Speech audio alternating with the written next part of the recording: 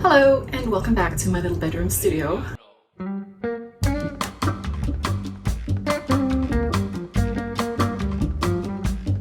All good things are three, they say, and all good things come to an end. So hopefully this today is the last installation of my occasion wear series. I still haven't landed on the perfect fit for the wedding that I'm gonna go to very soon. And because I am curious, and because I am willing to learn, and because I am addicted to sewing and designing, this is the third iteration of an outfit that I could potentially wear that day. Just to remind you guys, there are a few things that are important for me about this fit. It needs to look cute, it needs to be super comfortable and fit for a hot day. And I just need to vibe with it, I guess. We have the beautiful Liberty silk, which is definitely the most expensive of the three, which I would love to wear, but it's simply too hot. The second one is this beautiful red one shoulder number that I am actually quite obsessed with in terms of what it looks like. There were a few snitches in the construction process, however, and I think I can do better. And lastly, today, I'm gonna merge all of my learnings from the last two videos and hopefully make the perfect fit. Don't want to get ahead of myself here, but you guys know I'm obsessed with lilac, and I found a beautiful lilac crinkle polyester. Look at this beauty. It's such a nice color. It is sheer, which is actually great because we need something that is breathable and will be comfortable on the day when it's really hot. And I found the perfect color power mesh that I can use in combination with this crinkle polyester to have a lining layer and an outer layer that fits perfectly. This power mesh is so nice to the touch. It's actually really cooling when you put it on the skin. It's cold. I don't know how best to describe it, but I feel like this is going to be the perfect underlayer for the dress. In terms of design, I want to stick to the one shoulder that I did for the red dress because I just really like that look on me, and I feel like it's such a nice, unusual style that I don't see that much at the moment, so I really like the idea of that. I want to try and avoid a zip this time. I want to work with an elasticated waist but make it look really refined and elegant. For the skirt, I'm definitely going to do a full circle skirt again, but I might do a tiered version of it. So there might be two layers, that the first one is shorter and the second one is midi, to give it a bit of interest. I do have 6 meters of fabric to work with, so that should be plenty for me to try out a few things. I really want to have fun making this. I don't want to obsess about little details. However, I want it to be beautifully constructed, comfortable, and cute.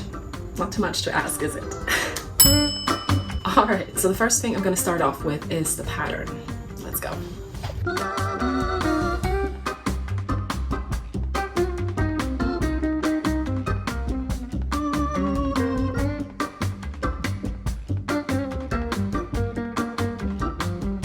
Okay, so here we have the two back pieces.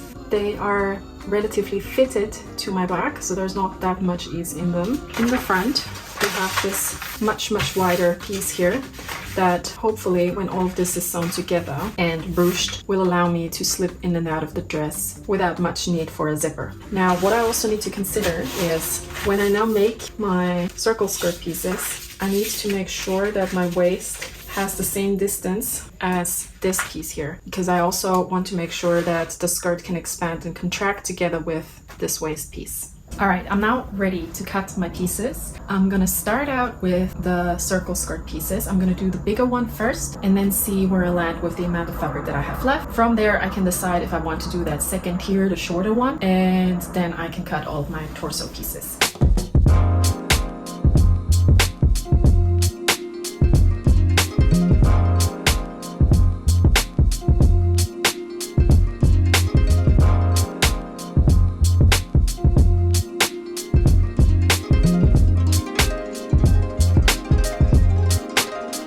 Alright, so I've cut my full circle skirt in the length that I wanted it, the first layer, the midi length. Now I have fabric left, however, it does have, and you might not be able to see this, a stain in it.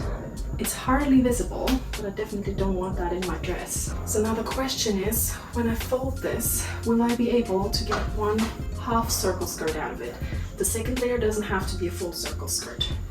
All right, I'll try 55 centimeters length and see what happens.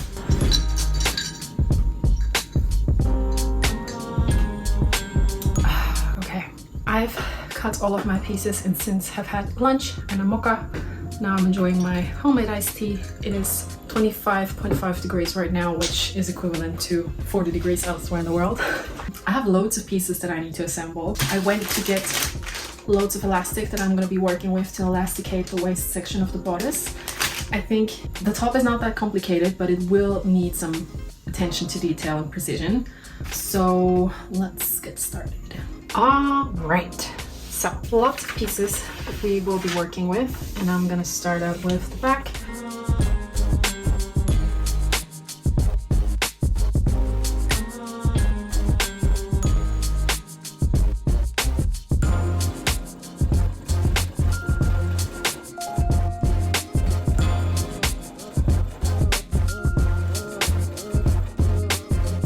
Okay, now the top sections of the bodice are overturned.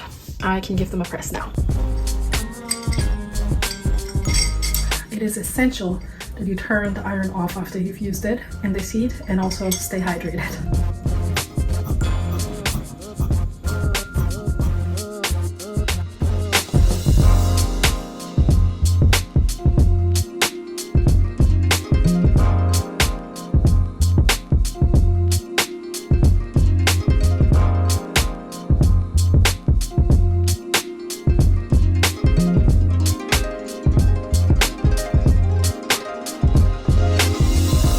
Good morning, it is the next day and both our front and back look like this now. So we have a oversized piece that has the bodice and the skirt in one, and we have 3 tunnels in the waistband. Now, it is time to actually insert some elastics into the waistband before we can join front and back together. For that, what I'm going to do is, I have a 0.5 centimeter elastic here that is really quite strong. It is a core bond elastic. So I need 3 sections, one in the underbust, one at the midpoint of my waist, and then one at my actual waist.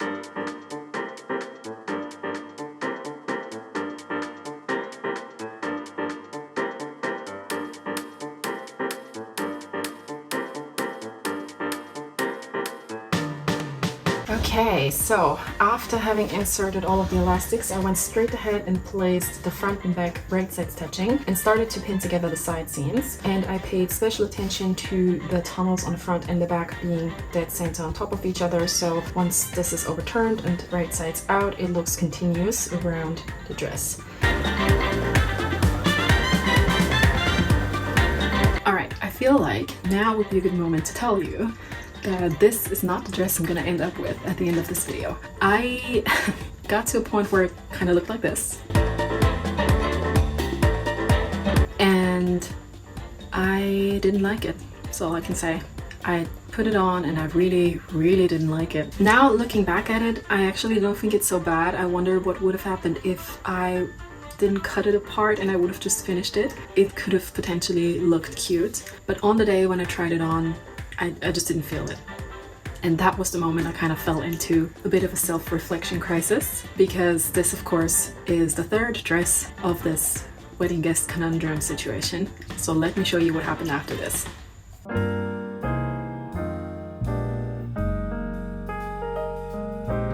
You know, sometimes things just don't seem to go the way you want them to, no matter how hard you try. And for me, that seems to be the case whenever I'm pressured to make something for events, something special maybe, that I'm gonna feel comfortable wearing. And I know that people are gonna question me because they know that I make all my stuff myself.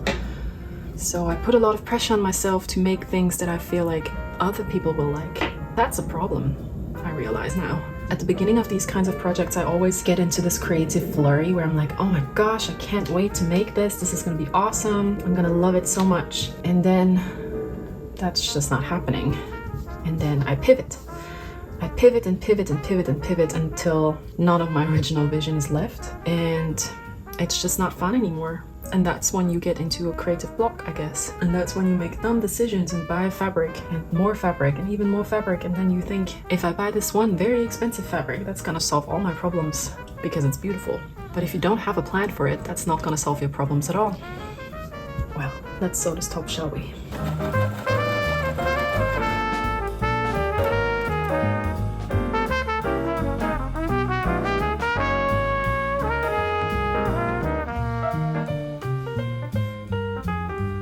So as you might be able to tell, here I started to make a cowl neck top from the lilac fabric that I had bought to make the initial dress. What I was referring to in my train of thoughts here with the expensive fabric is the fact that I did go and I bought a very, very beautiful but very, very expensive Liberty crêpe de jean fabric, which I bought because I loved it, and then I realized I didn't actually know what the plan was for it. But at this point I realized that the lilac of my goes that I was using fit the floral motif of the Liberty fabric really well. So this is where we're at this point. I don't usually struggle with creativity. I often feel like I actually have too many ideas, and that can also be a problem. When you have too many ideas and you run after too many things, the likelihood of one of them really hitting the mark and really being the thing that you wanted it to be actually decreases, I feel like. So definitely sometimes I think I have a focus problem, which then often leads into me questioning how good I really am at this kind of stuff. It's also just overwhelming when you know that you can make almost anything you want. That just doesn't really leave you with any boundaries to work with, and boundaries are important. But then sometimes you also think you can do something and it turns out you can't, which is even more frustrating.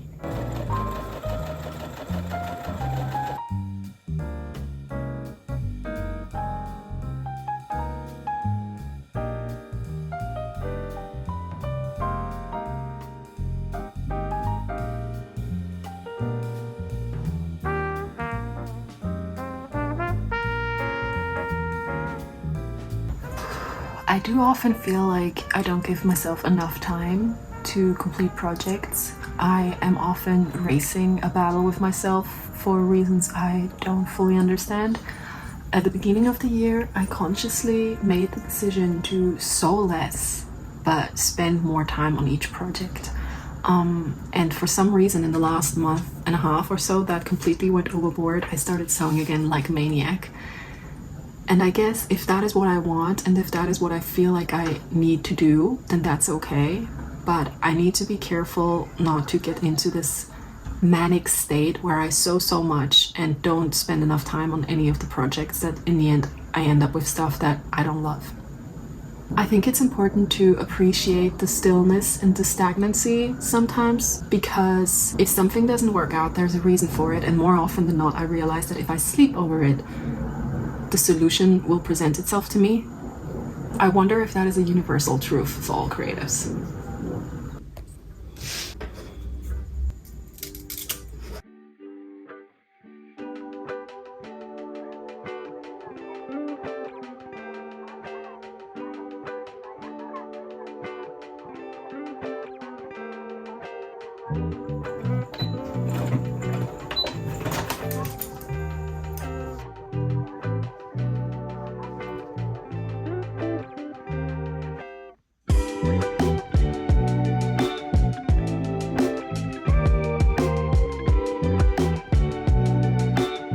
The main difference between this silk and the other silk I've used is that this is a crêpe de jean, which means it's more loosely woven. It has a different feel to it. It's not as shiny, and overall it just lets a lot more air through, which is why I chose crêpe de jean for this make rather than a standard Liberty silk. Because as we know, the first dress I made is probably just too hot. Okay, now that the skirt is sewn together and the top is sewn together, we can join the two. But before I do that, I want to use this strip of fabric to create a bit of a waistband. This waistband is going to help the dress stay up because I don't want the weight of the skirt to entirely rest on these little pearl straps that I have.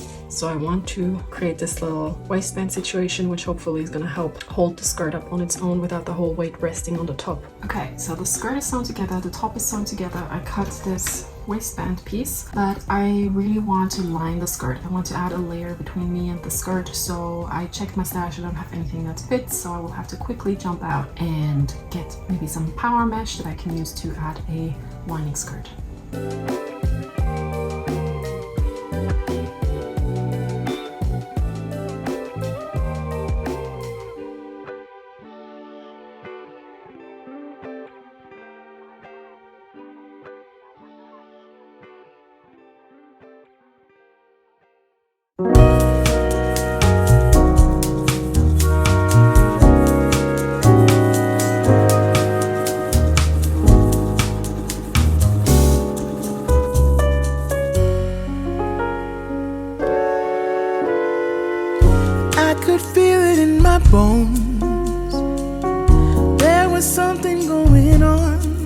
that should have doubt hanging around God owes. 'Cause darling, there was nothing right when all you seem to do is lie. Those days are gone, I'm walking tall while you're alone.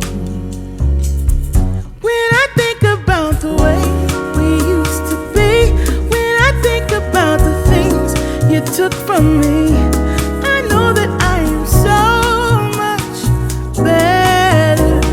I'm better off. When I look at what I've done now that we're apart, when I look at what I've won, I've come so far. I know I'm so much better off. And baby, you don't belong. And with that, we're concluding the wedding dress conundrum / occasion wear series. What do you guys think? I have to say, I think the favorite for me is the Sophia dress. I also love the dress of today, the lilac conundrum, if I may call it that. Which one am I gonna wear to the wedding? I guess you'll have to see. If you're on Instagram, come follow me there and I'll be sure to post some snaps of the day with me wearing whichever of the 3 dresses I'm gonna go for. Let me know which one is your favorite in the comments. See you next time.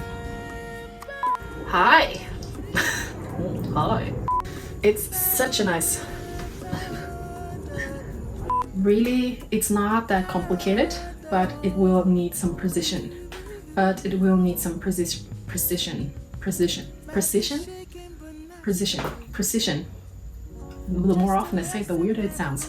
There was not that hard to say, right? And you're on your own. When I think about the way we used to be,